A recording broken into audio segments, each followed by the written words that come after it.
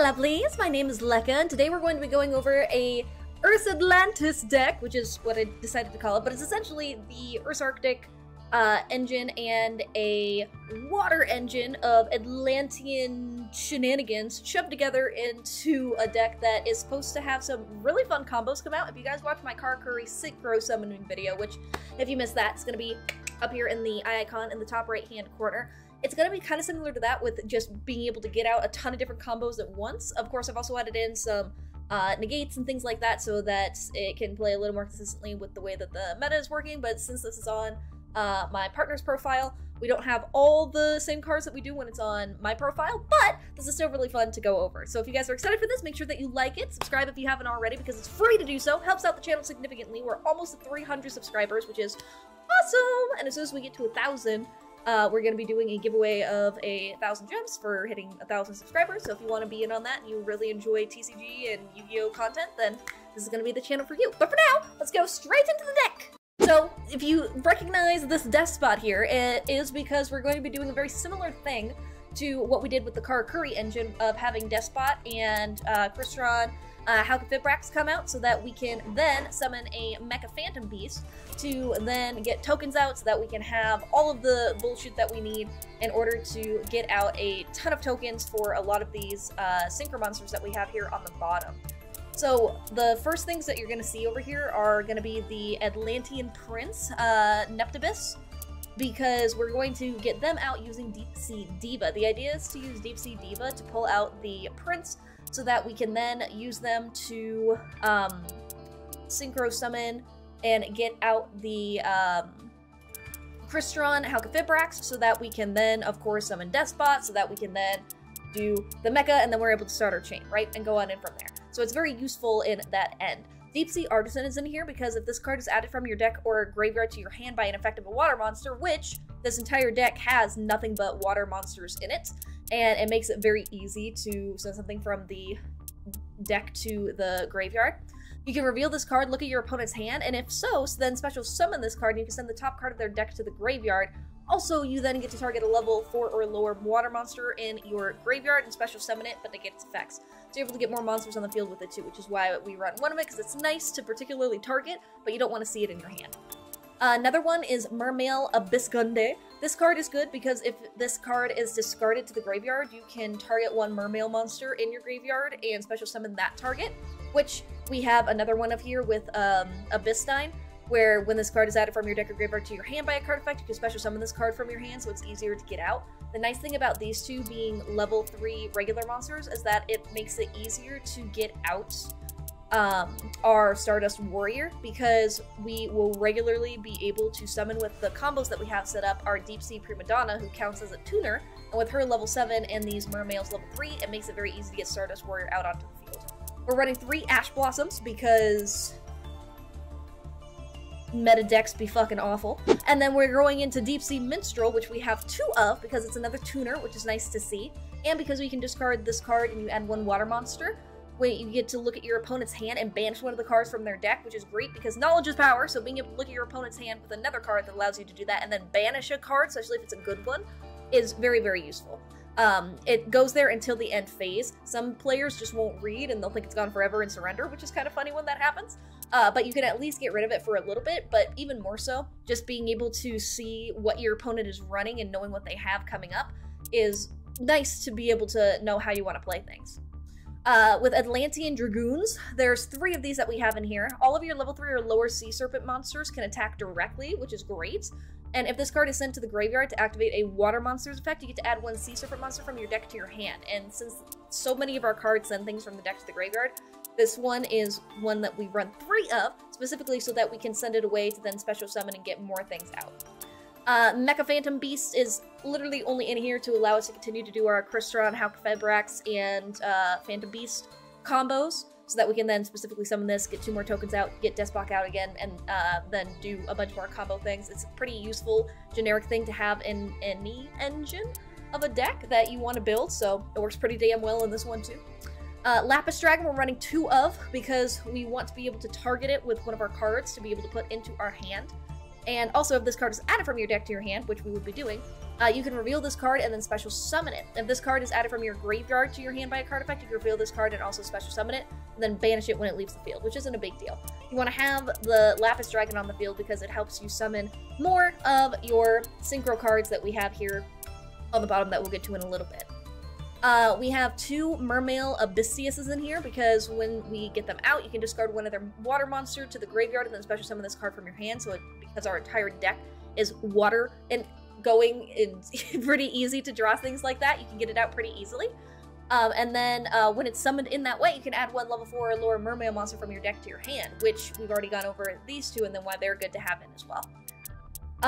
This is where the Ursa part of the Ursatlantis title comes in, where we have Ursarctic Mikpolar, which we have 2 of, Mikbillis, and then also Megapolar and Megatadis, which are all very, very proud sounding things. But we have 2 Mikpolars because with these cards, the reason that they're so cool is because their gimmick is you can discard another level 7 monster or higher from your hand and then straight up special summon it.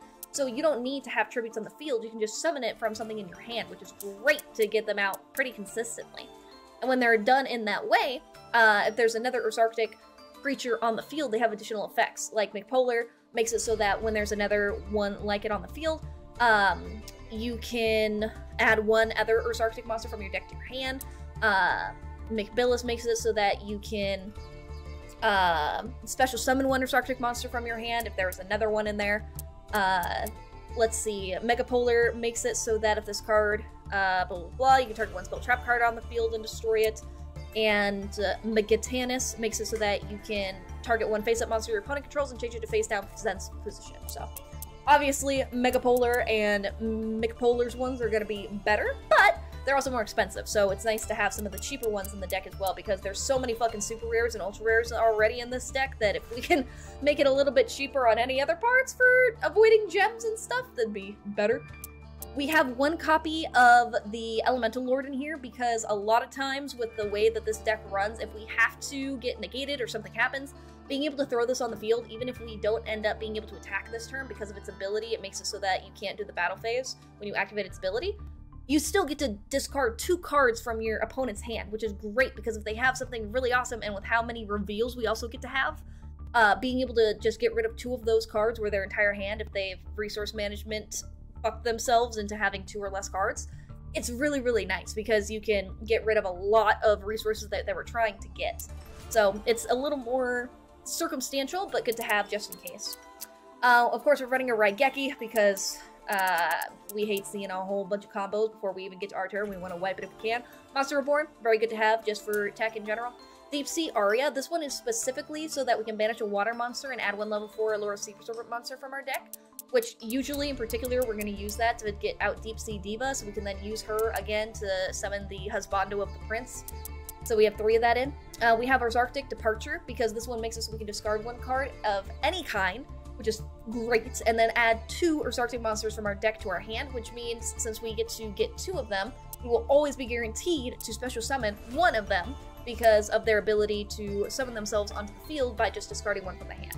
So we run 3 copies of these because it makes it so we are guaranteed to summon 1 of these for being able to do our our combination shenanigans.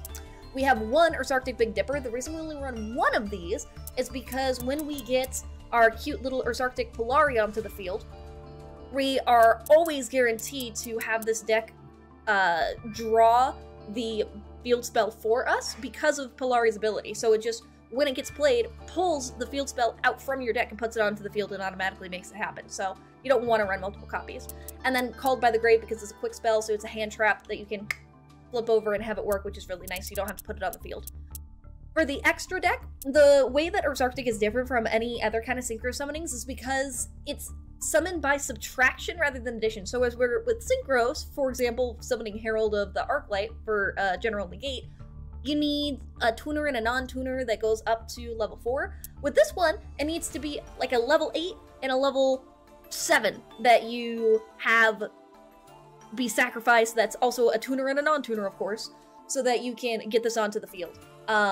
Same thing with the other Ursarctic card, Septentrion. It's the same thing where you need to have 1 level 8 or higher tuner and then 1 non-tuner synchro monsters specifically, which is where Polari comes in. So Polari is a synchro that's a level 1, and then you would need to have a level 8 tuner as well, which we have in the deck with Geomathmech Magma. Because it is a tuner, it is a synchro. This one is a regular one, that way you can combine Polari and Geomathmech Magma to bring out Ursarctic Septentrion, which is great because this card allows you to do a lot of really cool stuff. You're able to negate the effects of face-up monsters without a level, so it completely shuts down Link summoning, Xyz summoning, fusion summoning, or no, fusion ones would have a level, but a lot of the very common things that you see, like Link and Xyz, Tri-Brigade, never heard of them. Fucking Sky Striker meta, never heard of her. Things like that, which makes it really, really nice. And then all that bullshit too with like Xyz of Utopia and Axis Code Talker and things you see like that.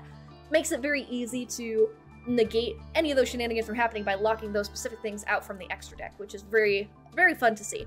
And then during the damage step, you can also add one Ursarctic card from your deck to your hand, which is nice for resource management because a lot of the Ursarctic cards make it very easy for you to keep a lot of cards in your hand and also have a lot of cards on the field, which is great. We have a Stardust Charge Warrior in here as well, because when this card is synchro summoned, you can draw one card, so it's nice if we're in a really weird position, because of course, you're not always going to get the best hand. Sometimes you have to work through kind of shitty ones. But with the way this deck is set up, it's not very often that you should brick. And if you can even get this out, it's an extra draw, and extra draws are always great.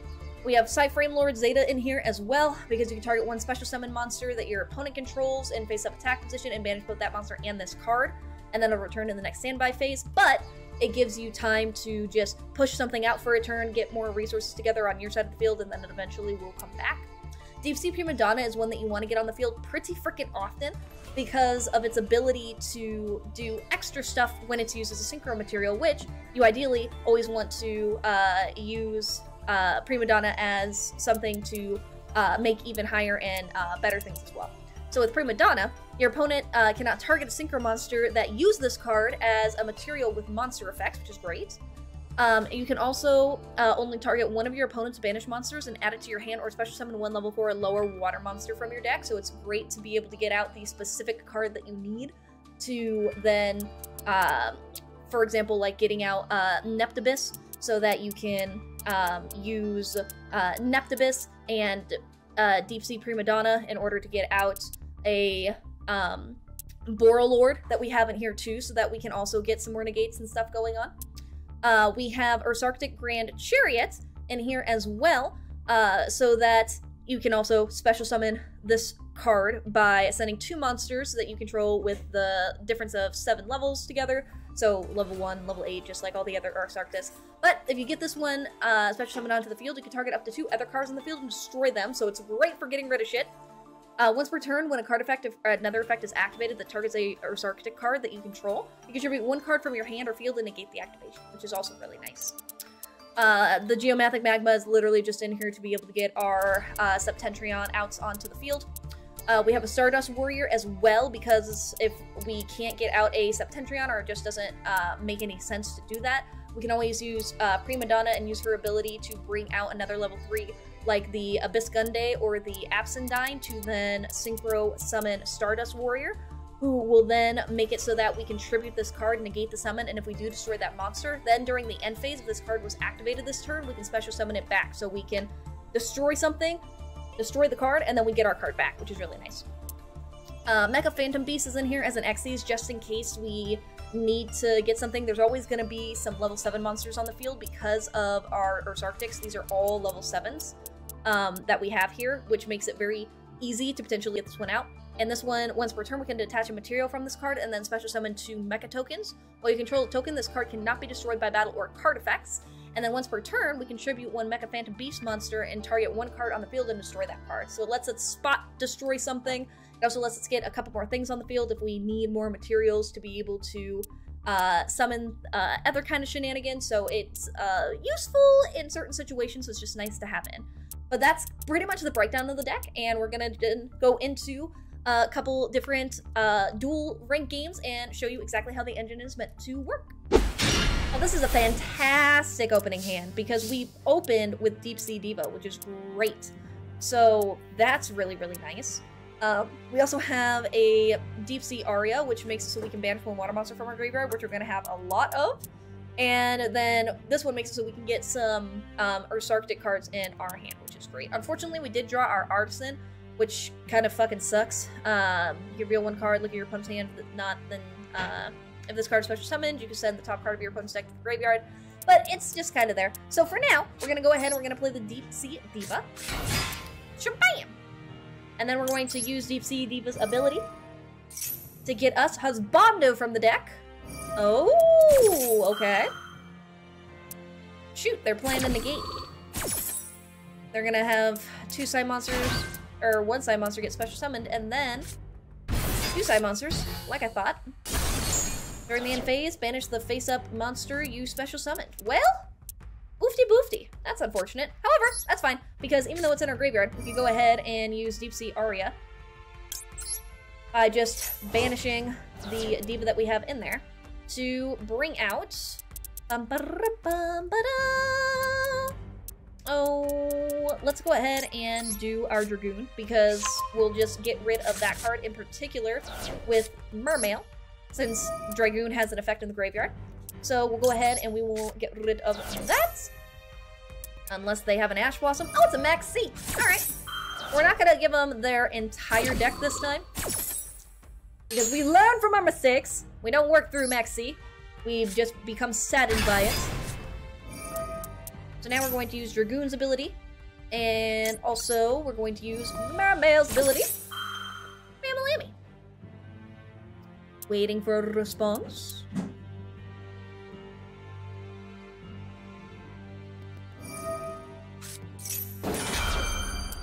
Ah! They're Ash Blossoming my Mermail so that I can't get another one out. Okay, understandable.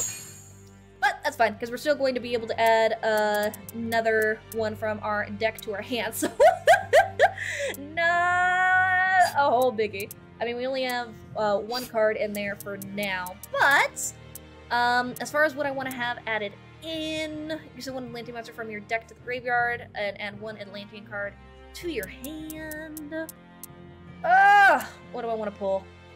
Because doing this, I would be able to get another one out, but it would have them have another card pull. I'll go ahead and I'll pull a Deep Sea Diva so that I can have that again for next turn.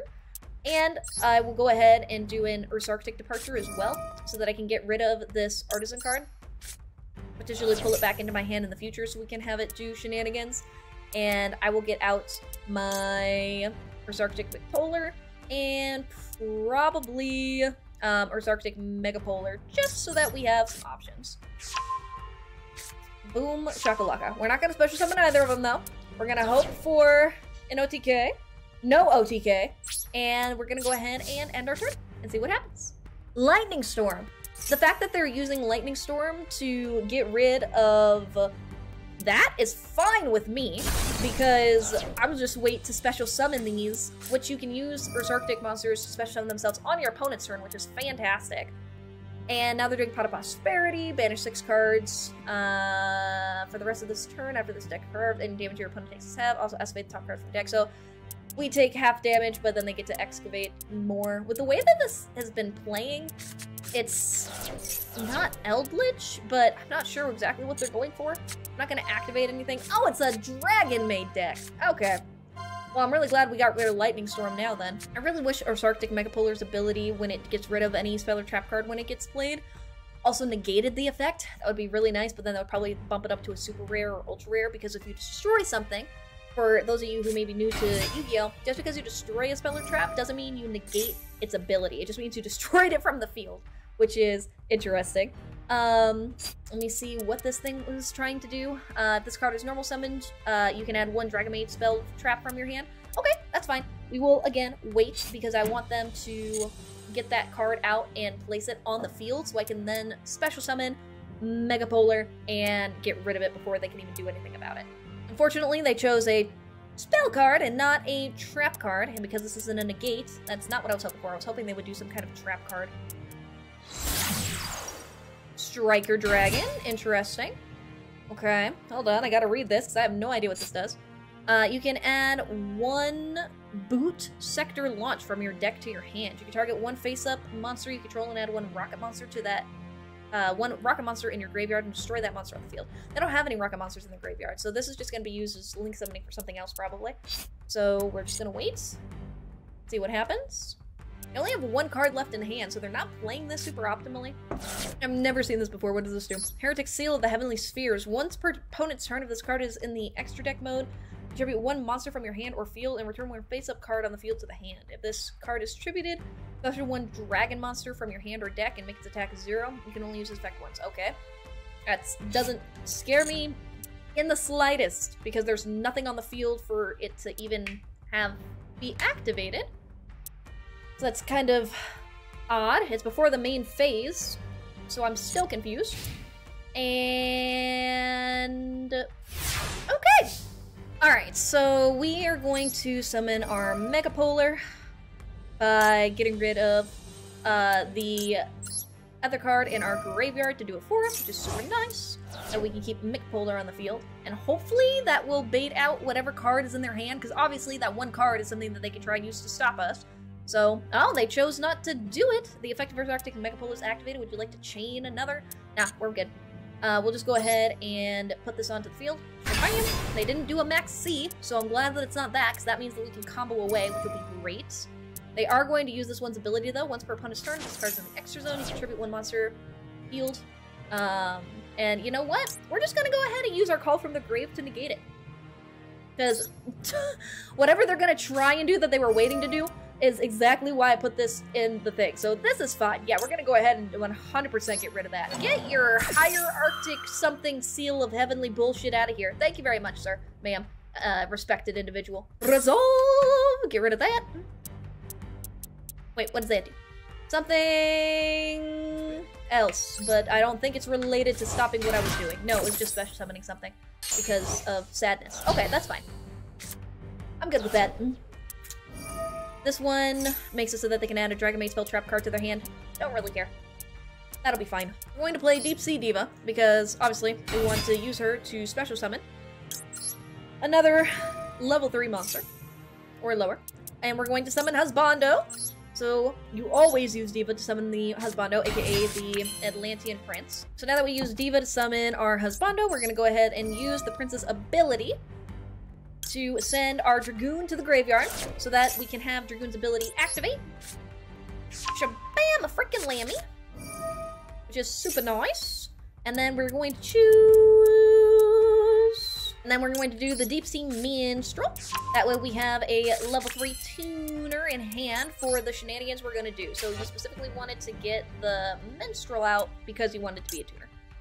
We're going to special summon our Polari here by getting rid of this and this, so we can put it onto the field in face-up defense position, because it is not exactly the strongest card ever.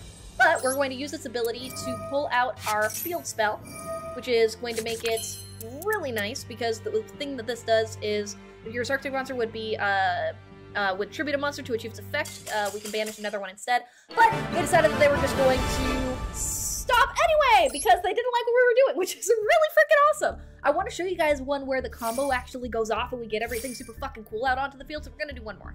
Okay, so with this opponent, we actually ended up going second on the coin toss, and I'm almost 100% positive that this is an Eldritch desk that we're facing, but this isn't the worst hand ever. So we can Deep Sea Minstrel. We can go ahead and use its effect to get rid of Dragoon, so that we can have a monster in the graveyard that can then let us get a card that we want. We also get to look at their hand and get rid of whatever other Eldritch card they didn't end up using. Unless they want to use one of the bajillion cards to then start getting things onto the field. Alright. Wait, what? Mausoleum of White. During your main phase, you can normal summon one level 1 what? Light Tuner? An addition. Once per turn, you can target one. So this is not what I thought. You can banish this card in the graveyard, add one burst stream of destruction from your deck to your hand. Interesting! Alright, I like seeing something that's not Eldritch, so that's good for me. Okay, with Dragoon's ability, I then have zero idea what any of those things are. The effective Atlantean Dragoon is activated. We're not gonna Ash Blossom our own card effect. We're going to get out Diva, because that's going to make it very easy for us to then get Husbando onto the field so that we can start doing our other shenanigans. So, Deep Sea Diva, we're then going to use her ability. Atlantean Prince for the win. I'm not sure what card keeps activating, but whatever it is, they need to be quicker on the cancel button. Okay, Husbando to the field. Shabam. We're going to go ahead and we're going to use Husbando's ability to get a Dragoon into our hand by then getting rid of one from the graveyard, which is great because then it'll let us search for another card.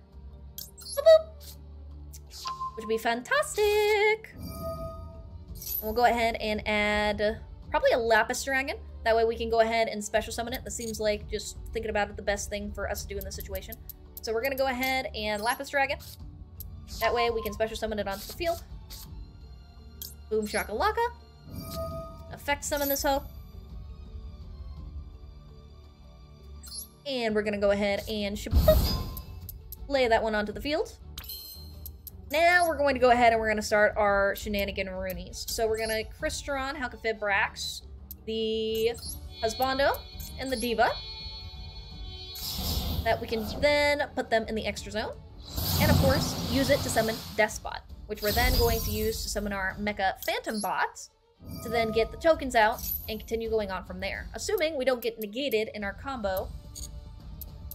But it's not. Yeah, I'm not sure what exactly it is that they have for popping, but it's probably something that will end up giving them a draw, because if it was a negate or a destruction card, it would have popped it a long time ago. So I'm really not too worried about them interrupting the combo. So we should actually be able to show you the whole thing in this video. Imagine me actually being able to show that. Here we go. All right. Bam! Obviously, yes to the activation. We now have 3 of the tokens on the field, and that pops Despot's ability of being able to special summon itself when 2 or more machine monsters have been played onto the field at the same time. We're going to use what we have here in order to get a Herald so that we have an 8, and put it over onto the right-hand side for whenever they do decide to pop something. Ow! I was going to summon Borrelload on them, but then they just decided to give up. Okay! Well, neato burrito. But if they hadn't given up, I would have summoned Borrelload onto the field and then tried to push through. I don't even know really what deck it is that they were running, but it was kind of interesting. But when that kind of play line goes on, you can just continue moving forward with it, which is really fun. So if you guys enjoyed this video, then make sure that you give it a like and you comment down below what it is that you would change in the deck, how it worked for you, how it didn't work, if you did try it, etc. And different suggestions of decks you want to see me make as well. We already have a couple requests for a Toon deck, an Element Saber deck, and a Clifford deck.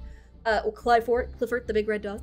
The Element Saber and Clifford I can do more easily because they are solo decks that you get just from playing the game regularly, so I'll be able to do that and show you guys how to turn those kind of basic bitch structure decks into something really, really interesting and cool that you can use even in ranked, which is always fun. And the Toon deck takes a lot of resources, so I'm working on that one. But anywho, thank you guys for being in here. I hope that this was really helpful. Make sure you subscribe if you haven't, because it's free to do so and it helps out the channel significantly. When we get 1,000 subscribers, we will be doing a 1,000 gem giveaway. But for now, I will go ahead and let you guys go. Make sure that you take your meds if you forgot them. Drink some water if you haven't in a while. And without taking up any more else time, I'll let you beautiful people go. Goodbye, my lovelies.